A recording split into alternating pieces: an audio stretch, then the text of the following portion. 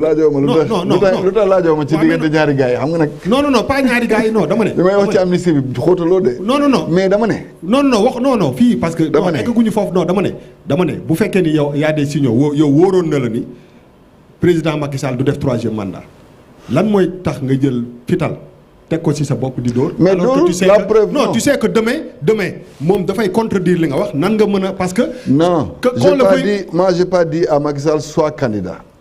Je suis porte-parole de l'association des maires de la région de Kolda. Je délivre le message de l'association des maires.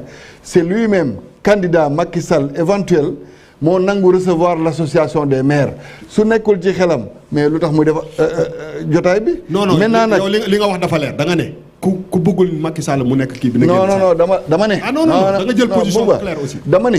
il faut leer si loolu. bu leen mais yow boo xamee boo xamoon ni président parce que non. dafa je suis clair da nga ne des signaux. mais munoo am ay signaux que kii du def. Bouba 3e candidature yow nga ñëw ne boo deful. candidature mais doo ma déglu kon xam nga wax nga tu vas répéter la même chose. Je suis clair j'ai dit on nous a regroupés parce que dañoo bëgg nga nekk suñu candidat du dëgg waaye nag gars yi bu leen ko tayale parce que loolu mooy yéen am na ci seen biir ñi nga xam ne dañoo ne bu tam sampoon dëndam du ngeen ànd ak moom ma ne nag donc bu dee wóor na leen ni du ngeen ànd ak décision yi nga xam ne yéen a woote jotaay bii te du ngeen ci ànd génn leen mais loolu leer na c'est la loyauté au contraire. Moi, je ne peux pas être dans un bal d'hypocrite. Comment des gens sérieux peuvent appeler un président de la République hein bëgg naan candidat def nekkal suñu candidat fekk ñoom bëgguñu mu nekk candidat fekk ñoom newoon nañ ni bu nekkee candidat ñu démarqué wu. C'est à eux qu'il faut faire des reproches, pas à moi qui assume jusqu'à aujourd'hui, dimanche mooy élection, qui dit que si Macky était candidat, j'allais être derrière lui. Je l'assume. Loolu mooy loyauté boo ko tuddee neneen grawul. Parce que nag nee naa la Bouba vous n'êtes pas le juge constitutionnel c'est le conseil constitutionnel qui dit que diw am na droit nekk candidat wala amu ko bu ko nekkoon dama koy gunge mais bu ko nekkoon am na ay candidats à la candidature yi ma waxoon ni bu ko nekkoon duñ ko gunge jëlee ko nu mu la neexee. Qu'est-ce que j'ai dit du bilan de Macky Sall? Vraiment, je suis fatigué de le défendre. Non, c'est une question. Non, mais je ne suis pas supposé. Mënuma xam yeneen question yu la feneen posé. Non, je dis. li ma xam mooy ma am question. Je ne veux plus. Non, c'est pas une question bête. Dama lay wax c'est une bonne question. waaw mais non xam nga bu ñu ne non. Non, je dis. Je ne veux pas être. bu ñu la laajee lan nga xalaat ci bilan wu président Macky Sall c'est une question légitime mais boo nee waa léegi Baye Cheikh. mais moom il fait partie du bilan. Baye Cheikh. mais question la de. Baye Cheikh. bu ñu war a dem ba 5 heures du matin pour wax bilan programme bi la nañ ko def xanaa. tey 7 parce que nag programme bi ma intéressé. parce que jar nga ko. maintenant j'ai dit damaa toog ci télé bi ba 8 heures tey. j'ai dit et je l'assume que Macky Sall son premier mandat était exceptionnel. Pourquoi? Parce que bu muy concevoir yoonu yokkute ak additif yi mu ci def mooy triptyque boobu nga xam ne soxla woon nañ ko ci réew mi. Macky Sall moo indi équité territoriale ci réew mi yow mun nga ko xeeb mais man xam naa njëriñ bi parce que man fi ma dëkkoon amul woon tali. xeebuma ko de damaa laajte rek. non je dis donc il a bien travaillé le PUDC a été une excellente réponse pour indi courant indi ndox ci gox yu bëri ci réew mi te xalaatoo ko ak yeneen programme yi si jëmoon comme ay PUMA ay PPDC yu demee noonu. Macky Sall a osé innover dans le cadre du package social. mu des ñu continuer ko dans le cadre de la carte d'égalité des chances il faut que mu mot il faut c'est lui qui a amené la bourse de sécurité familiale ça touche 400 000 ménages dégg nga il a osé créer ce paquet social ñu gën a institutionnaliser la politique sociale parce que la conception au départ c'est Abdoulaye Wade avec le plan Sésame mais aujourd'hui on parle beaucoup d'autres programmes sociaux yi nga xam ne loolu mooy réew loolu mooy créer redevabilité ci réew parce que tubaab bu amul moyen day faju réewam da koy faj et il a osé aussi avoir ses projets infrastructurels mu liggéey maintenant je dis Macky Sall président deuxième mandat il faut lui reconnaître qu'il n'en a pas joui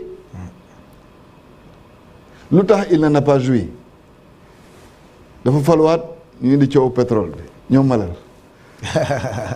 mu nekkoon lu tàng nag wala yaa ngi koy fàttaliku mu nekkoon lu tàng yaakaar naa ci la première fois que je venais à Jakaarlo pour sax défendre ce sujet là mu jógee ci coow pétrole bi mu dugg ci crise Covid 2019 la woon falaat bi 2019 la woon ngeen gunge ko ak coow pétrole bi 2020 crise Covid ñëw 2021 guerre Ukraine ñëw ak suñu coow yi 2 ans de tension est-ce que moom sur les 5 ans il a eu 1 mois de répit donc son deuxième mandat il n'a pas pu travailler mais dafa am lu ñuy woowee circonstance atténuante parce que nag ku daj li mu daj boo moytuwuloon di nga daw bu yàgg nattu la mais ñun ñëpp Sénégal nangu nañ ni coow li métti woon na moom it il faut me reconnaître à moi Mame Boye Diao que plusieurs fois je l'ai dit dans vos plateaux ou dans d'autres plateaux man su ma doon juger benn secteur bu muy liggéey dinaa doon wax bene léeg-léeg sax waa APR dinañ may mere mais il doit faire l'effort de faire connaître ce qu'il a fait wala sur tel secteur daxalewul nu mu war a doxal man ragaluma ku ma daax ndax bi may wax fii xam nga ñoom ils ont même été jusqu'à envoyer un chroniqueur dans un autre média pour dire oui mais Mame Boye Diao ba muy wax TFM ni Ousmane Sonko xaritam la ah ba mu koy def fekk na ma ki jeexal mais man j'étais dans la même semaine que j'étais nommé à la CDC wala yéen a ngi koy fàttaliku parce que bi ñuy def préparer émission bi sax j'étais directeur des domaines